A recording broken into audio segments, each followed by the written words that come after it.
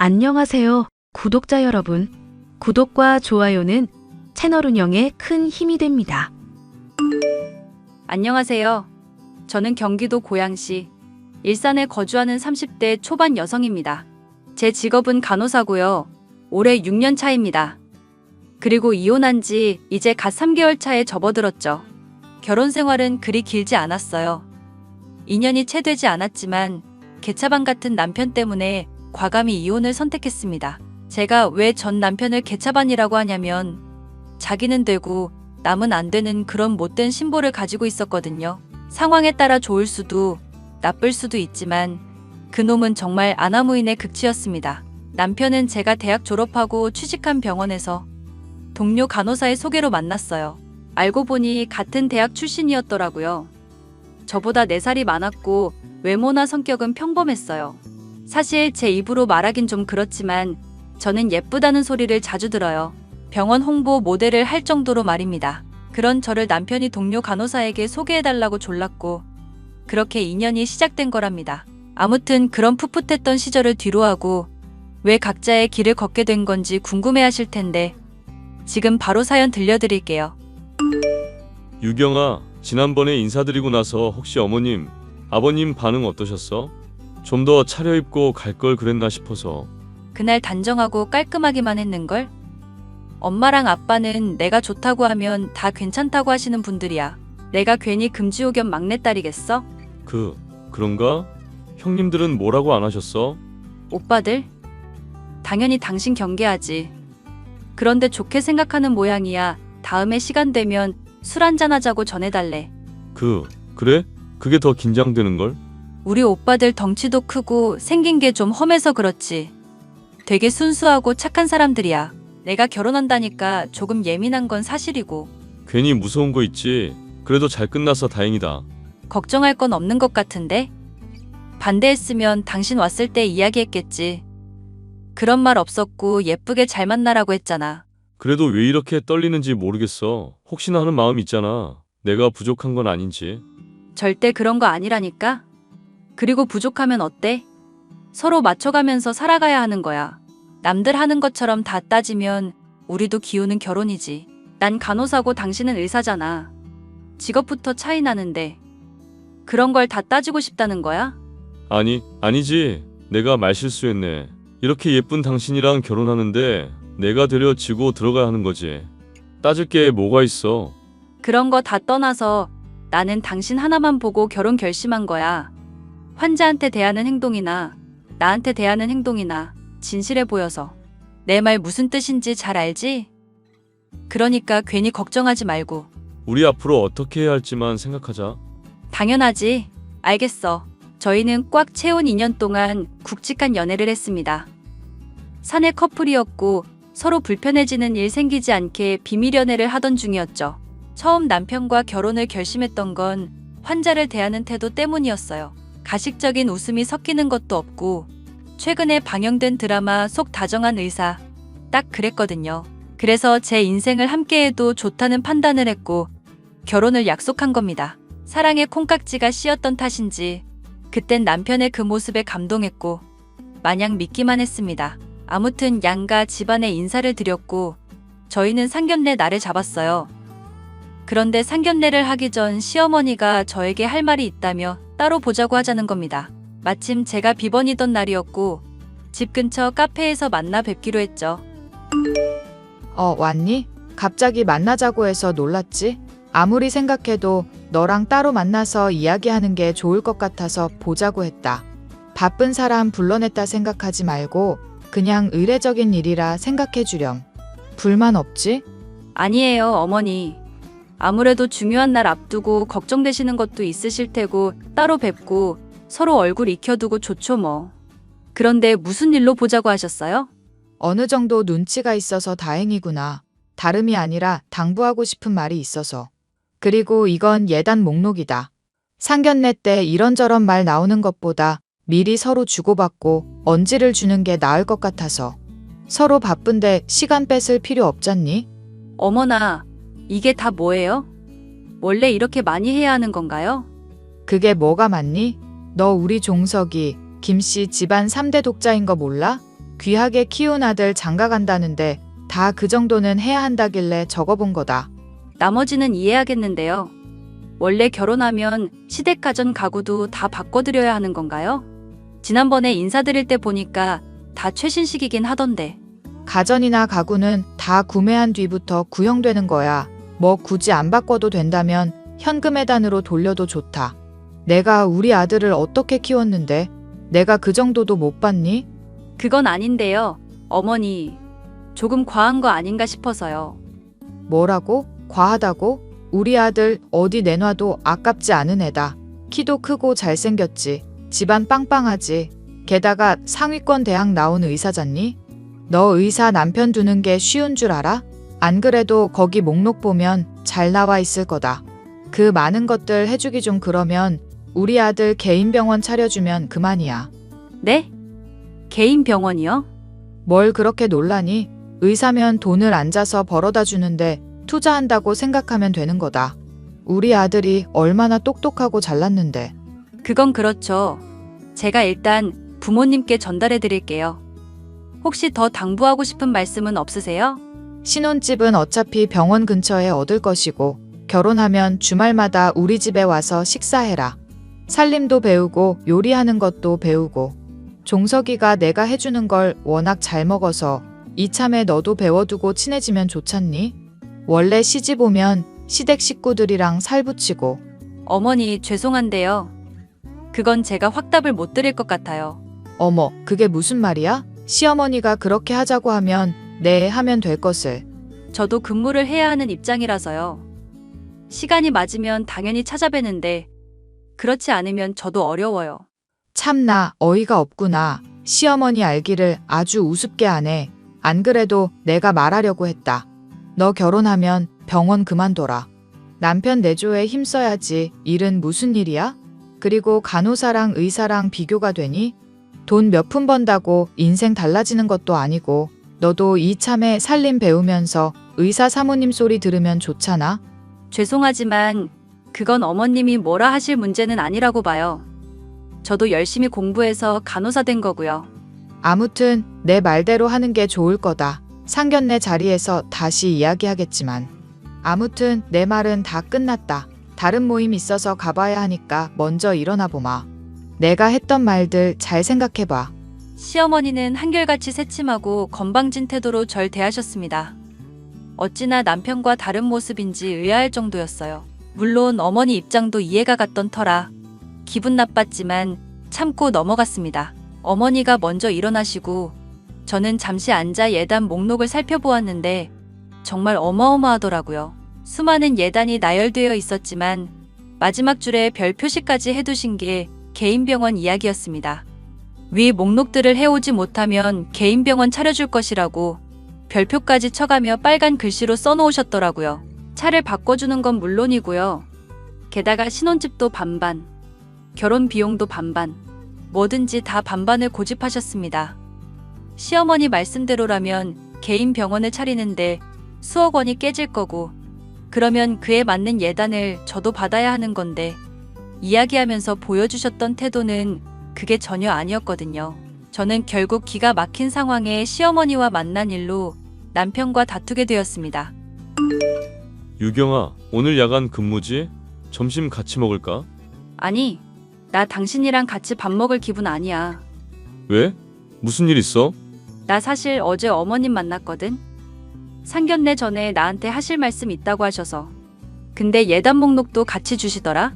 엄마가 자기 따로 한번 만난다더니 미리 언질 좀 주시려고 그랬나 보다. 그래, 맛있는 거 먹었어? 맛있는 거? 카페에서 커피 한잔하고 헤어졌어. 어머님이 목록 주신 거 정말 대단하시던데? 다 반반으로 하자고 하시던데.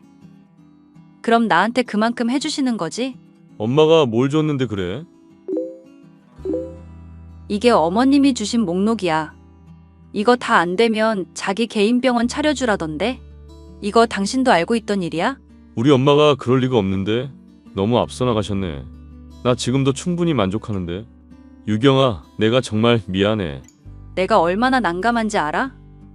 당신 귀하게 자라온 거 알고 대단한 사람인 거 아는데 결혼하면 나보고 병원 그만두라시더라?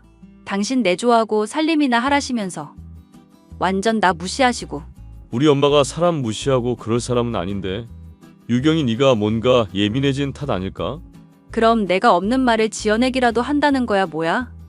그래도 어머니 비위 맞춰드린다고 다 대답하면서 커피 마셨는데 아무리 생각해도 이건 아닌 것 같아서. 상견례 전에 대놓고 목록 전달해주는 것도 웃기잖아. 이대로 상견례 때 말씀드리겠다는 건데 통보나 다름없는 거지. 내 말이 틀려? 너 왜 그렇게 사람이 삐딱해? 우리 엄마가 걱정되니까 그랬겠지. 유경이 너는 위로 오빠도 둘이나 있고 나는 외동아들이다 보니까 더 신경 쓰이는 건 당연한 거 아니야? 이게 당연한 거야? 당신 개인 병원 차려주고 차 사줘야 하고 신혼집이고 뭐고 다 반반해야 하는데 이거 다 해준다 쳐. 남들이 보면 이거 자식 팔아 장사하는 거 아니냐고 손가락질해. 너 정말 말 그렇게 할래? 해주기 싫으면 안 해주면 그만하냐? 왜 그렇게 나를 세워? 내가 말하는 건 해주고 못하고가 아니라 당신이 중간 역할을 잘 해야 한다는 거야. 이번 일도 그래. 지금 당신 반응 보니까 무슨 얘기 나눴는지 잘 알고 있는 모양인데 미리 나한테 언지를 주던지 적당한 선에서 잘 이야기하라고 했어야지. 참나, 원래 다들 그 정도 하는 거 아니야? 어른들끼리 이야기할 내용이긴 하지만 지금 우리가 이렇게 싸워야 되는 문제야. 내가 싸움을 걸었니? 그냥 그렇다고 이야기를 하는데 나를 세우니 뭐니 당신이 시비 걸었잖아. 더 이상 말하면 입 아프니까 어머님한테 말씀드려. 이건 아무리 생각해도 과하니까 조절하라고. 그런 줄 알고 있을게. 한참을 다투고 며칠 동안 참 많은 생각을 했습니다. 하지만 남편을 사랑하는 마음이 컸고 결혼을 앞두고 제가 너무 예민했던 건가 싶었어요. 제 문제를 동료들한테 이야기하는 것도 웃겨서 결국 남편과 어찌어찌 화해를 했습니다. 중간 역할 잘하겠다는 다짐도 받았고요. 얼마 뒤 상견례 날이 다가왔습니다. 오전 근무를 마치고 쪽잠을 자고 준비했던 터라 상당히 피곤했어요.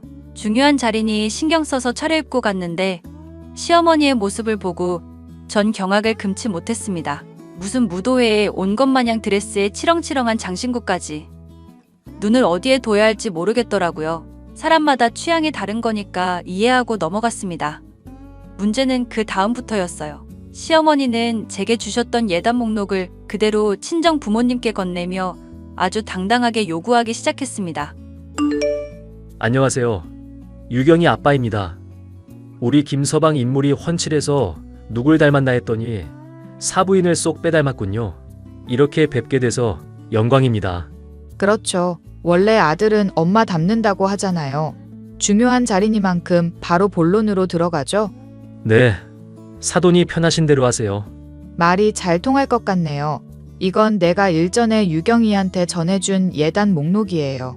직업이 간호사라 사돈 형편을 가늠할 수가 없어서 목록 작성하는데 애를 좀 먹었지만 가능한 한 줄여서 작성해봤습니다. 사실 유경이한테 목록 전달받긴 했습니다. 근데 생각보다 준비할 게 많더군요. 사돈은 어느 쪽으로 해드리길 바라십니까? 사람 욕심 같아선 다 받아내고 싶죠. 근데 사돈 주머니 사정을 제가 잘 모르니까요. 위로 형제도 둘이나 있다고 들었습니다. 아이들 셋 키우면서 부족하지 않게 키웠다고 자부합니다. 자세한 건 저희 사정인이 말씀드릴 순 없지만 솔직히 보여주신 예단 목록 충분히 해드릴 수 있어요. 그런데 제 입장에서는 너무 과하지 않나 싶습니다. 어머, 그렇게 자존심 안 세우셔도 되세요. 형편에 맞게 하는 거지요. 엄마, 그렇게 말하면 난감해 하시잖아. 나 같아도 기분 나쁘겠다. 너는 가만히 있어. 어른들끼리 이야기하는 자리인데 왜 끼어들어. 아, 그리고요. 아이들 결혼하면 새아가는 직장 그만뒀으면 좋겠습니다. 아직 애들 젊으니 더 일할 수 있게 놔두면 좋지 않겠어요? 그만두라고 하는 이유가 뭡니까? 뭐긴요? 우리 아들 내조해야죠. 시댁 어른들도 모셔야 하고 이참에 직장 그만두고 살림도 배우고 할 일이 얼마나 많은지 아세요? 그렇다고 대놓고 시집살이 시키겠다는 말은 아니고 상황 봐가면서 적당히 시킬 겁니다. 나 그렇게 막되먹은 사람 아니에요. 예, 너도 뭐라고 말 좀 해봐라. 내가 어디 뭐 강요하는 사람이니? 아니요, 아니죠. 그 부분은 제가 나중에 말씀드릴게요. 당장 이렇다고 말씀드릴 상황이 아닌 것 같네요. 그건 아이들이 결정해야 할 문제네요. 저희가 해라 마라 할 문제가 아닙니다. 아무튼 주신 예단은 고려해 보겠습니다. 자세한 이야기는 아이들 통해서 주고받도록 하죠. 오늘 만나 뵈서 반가웠습니다. 좋은 소식 기다릴게요. 준비하시다가 막히시면 말씀하세요. 사정 봐드리고 조정해 드릴 테니까요. 유경이 너 이 결혼해야겠니? 내가 오늘 보니까 그 집안 아주 싹수가 노랗더구나. 어머님이 그렇게까지 말씀하실 줄 몰랐어요. 어느 정도 생각은 했는데 미리 보여드린 게 잘한 것 같네요. 예단도 그렇다. 참으로 사람이 양심도 없지. 자식 팔아 장사하려는 것도 아니고 뭐가 그렇게 한이 맺혀 있다니? 없이 사는 집도 아니고 욕심이 과해. 제가 생각해도 그래요. 근데 원하는 게 그거라니 어쩌겠어요. 그런데요. 아빠 지켜봐 주시면 안 될까요? 이 상황에 뭘 지켜보라는 거냐? 파혼시키고 더 좋은 혼처 찾아주고 싶은 마음이 굴뚝이다. 아빠 마음 이해해요. 근데 저 그 사람 많이 사랑해요. 그래도 저희가 함께한 시간이 있으니 앞으로 더 잘 헤쳐나갈 수 있지 않을까요? 예단 문제는 제가 다시 이야기해 볼게요. 너 그 마음 진심인 거냐? 난 내 귀한 딸 고생시키기 싫다. 후회해도 제가 해요. 그러니 기회를 한 번만 더 주세요. 나중에 가서 아니다 싶으면 후회하더라도 제가 할 테니까요. 그래, 알았다. 너 한번 믿어보마. 혹여나 그 사람들 때문에 마음의 상처라도 입는다면 나 가만 안 있는다. 내 딸은 지켜내야지. 친정 아빠는 이 결혼을 해야겠냐며 노발대발 난리였지만 제가 기회를 달라고 조심스레 말씀드렸어요. 누가 보면 저보고 미쳤다고 하겠지만 저도 저 자신을 한번 믿어보고 싶었습니다. 결국 저희는 결혼을 예정대로 진행하기로 했고 친정 아버지는 남편의 개인 병원, 개원 준비를 돕기 시작하셨어요.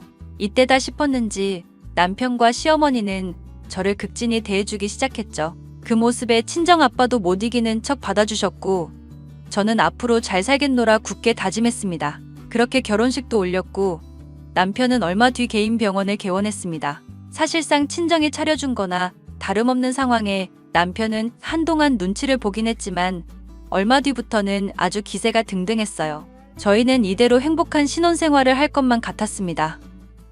하지만 막상 결혼하고 보니 현실은 정말 달랐죠. 남편과 시어머니의 태도는 급변하기 시작했습니다. 여보, 나 오늘 비번이라 당신 병원 들렀는데 어디야? 간호사들이 당신 없다고 그래서.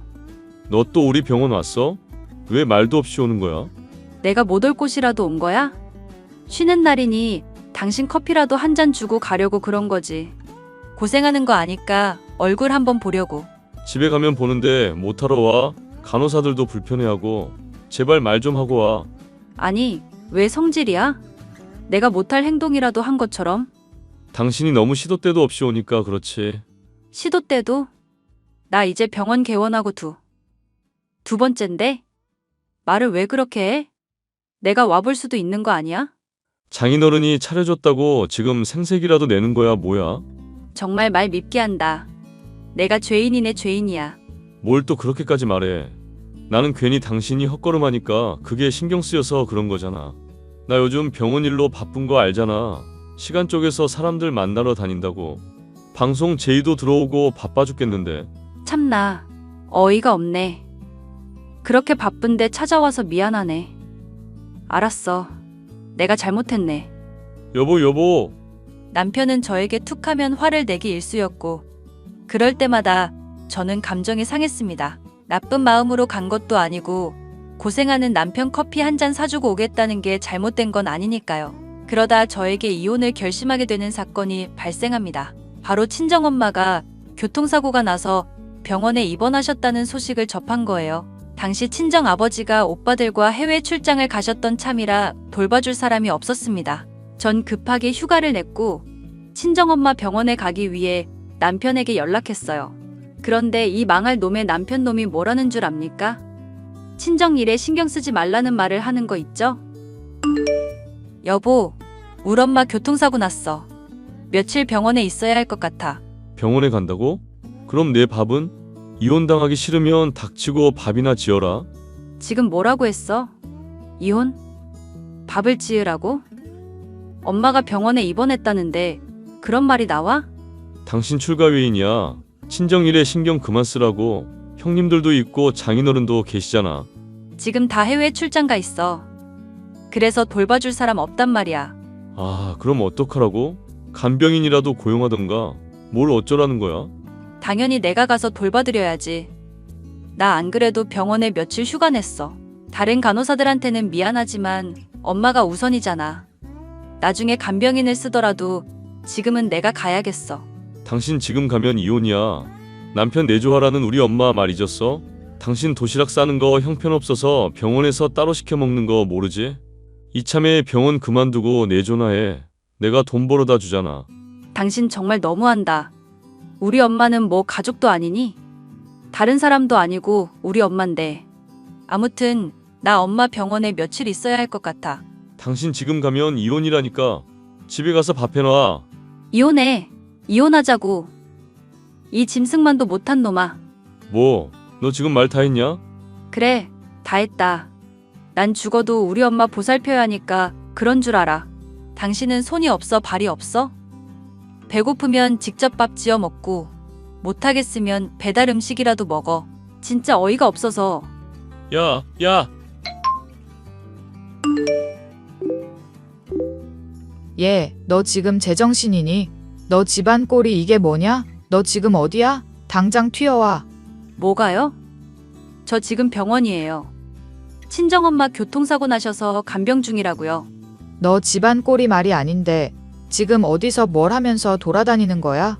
여자는 시집 왔으면 출가 외인인 거 몰라? 너 자꾸 친정일에 신경 쓰는데 그러지 마라. 지금이라도 오면 용서해 줄 테니 당장 튀어와. 제가 왜요? 엄마 간병하는 게 그렇게 잘못이에요? 집안 꼴이 엉망이잖니? 빨래통에 빨래는 넘쳐나고 거실이나 온 집안에 먼지가 가득하다. 우리 아들 숨 못 쉬게 하려고 작정했구나. 어머니, 그렇다면 정말 유감이네요. 며칠 청소 안 한다고 안 죽어요. 뭐? 이게 진짜. 너 우리 아들 밥은 잘 챙겨주는 거냐? 내조도 안 하고 버릇없이 이게 뭐 하는 짓이야? 어디서 못 배운 걸 티내고 있어? 휴, 지금 말씀 다 하셨어요? 저 엄마 병원이라고 말씀드렸잖아요. 아, 몰라. 지금 당장 튀어와. 난 이렇게 돼지우리 같은 집구성 못 본다. 너 이러려고 우리 아들이랑 결혼시킨 거 아니다. 일단 끊으세요. 저 엄마 간병해야 해요. 저는 시어머니의 날선 목소리에 피곤함도 싹 가셨습니다. 너무나 화가 났기 때문이에요. 그런 제 상태를 가장 빨리 알아차린 건 바로 친정엄마였습니다. 수술하셔서 거동이 불편하신데도 불구하고 간병인을 잠시 쓸 테니 집에 들러서 옷도 챙겨오고 하라길래 한숨을 푹 쉬며 신혼집으로 갔습니다. 며칠 비웠다고 집안 꼴이 정말 엉망이 아니더군요. 먹다 남은 컵라면에 쌓여있는 설거지에 말도 아니었습니다. 집을 나서면서 남편 병원에 들러 간호사들 커피나 사주고 가야겠다 싶었어요. 엉망인 집안을 보니 제가 너무했나 싶기도 하고 남편에게 소홀했던 것 같아 뭐라도 챙겨주고 싶었습니다. 방해되지 않게 커피만 전해주고 병원 밖으로 나서는데 어떤 간호사가 절 쫓아오더니 조용히 휴대전화를 보여주는 겁니다. 바로 남편의 외도 사실이 담긴 자료들이었죠. 상대방 SNS까지 보여주는데 정말 이게 뭔가 싶었습니다. 기가 막힌 사실에 우선 휴대전화로 모든 자료를 전송받았고 따로 통화하기로 했어요. 이미 병원 개원할 시점부터, 그러니까 결혼한 직후부터 바람을 피우기 시작했던 겁니다. 하지만 제 눈으로 직접 확인하고 싶었어요. 결국 남편을 미행하기로 했습니다. 며칠 뒤 남편이 병원 간호사와 점심시간에 인근 모텔촌으로 들어가는 모습을 포착하고 곧장 따라 나섰어요.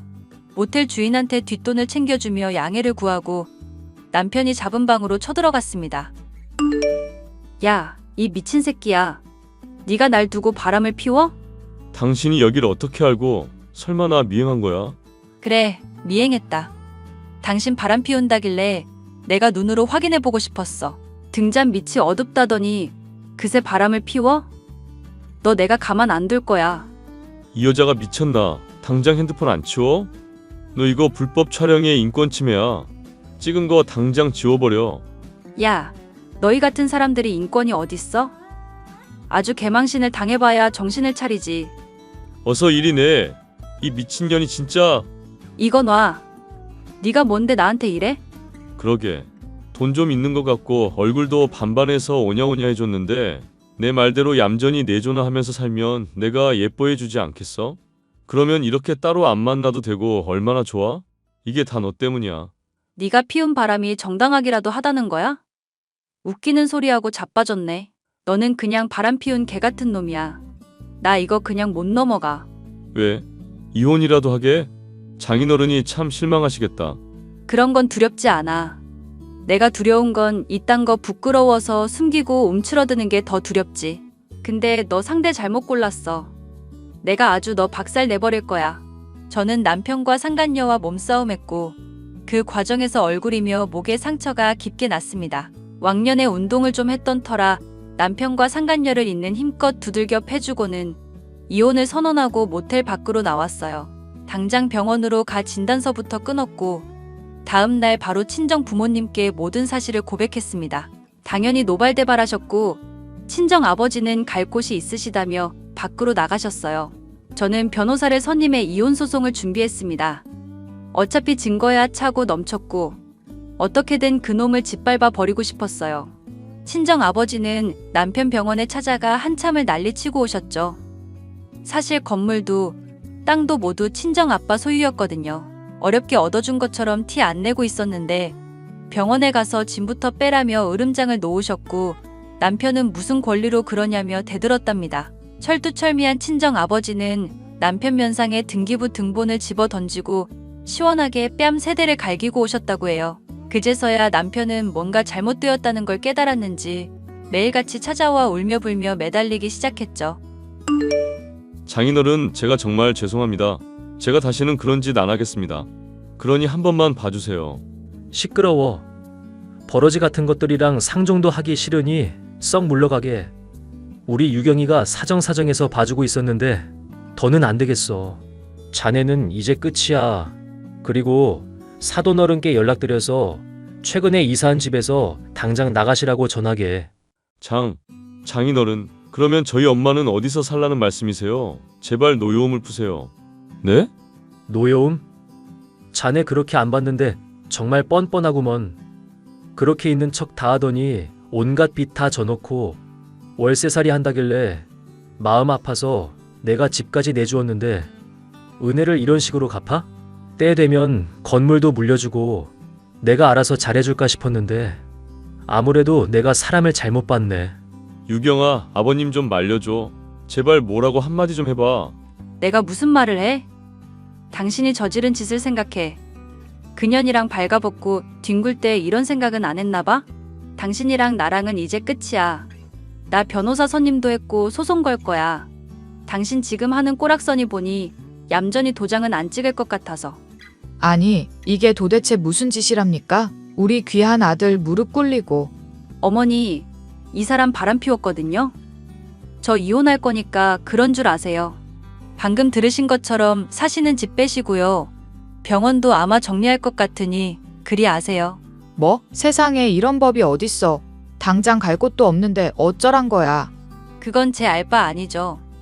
그렇게 사랑하는 아드님이랑 행복하게 잘 사세요. 여보, 우리 대화를 좀 하자. 제발 이러지 마. 응? 내가 잘못했어. 이렇게 빌게. 다 필요 없어. 너 위자료도 두둑이 준비해둬라. 병원 차리면서 네가 모은 돈 얼마나 남았을진 모르지만 나 다 받아낼 거야. 그렇게 알아. 여보. 저는 남편을 상대로 이혼 소송을 걸었고 워낙 증거가 빼도 박도 못할 만큼이라 당연히 제가 승소했습니다. 결혼하면서 시댁에 예단으로 넘긴 것들 금액으로 환산하면 병원 개원 제외하고 정확히 1억 2천이었어요. 그래서 위자료로 1억 받아냈고 상간녀 소송도 걸어버렸습니다. 당연히 병원은 문 닫았고 거액의 위자료를 줘야 하니 남편은 급하게 대출받았고요. 살던 집에서도 쫓겨나 말 그대로 길거리에 나앉게 된 상황에 남편은 의외로 당당한 태도였습니다. 아마 상간녀를 믿고 있었던 것 같아요. 하지만 상간녀도 소송을 당한 뒤 남편을 떠나버렸습니다. 그냥 떠난 것도 아니고 남편에게 뜯을 수 있는 최대한의 돈을 뜯어 갑자기 잠수를 타버렸죠.